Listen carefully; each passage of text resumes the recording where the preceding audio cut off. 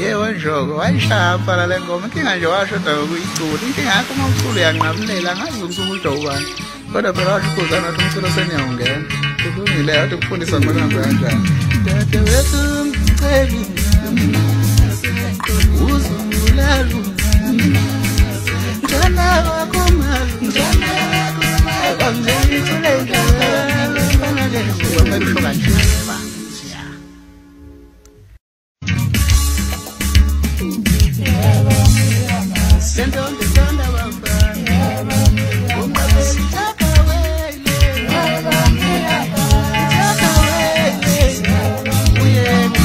mawucula ngazo jaheli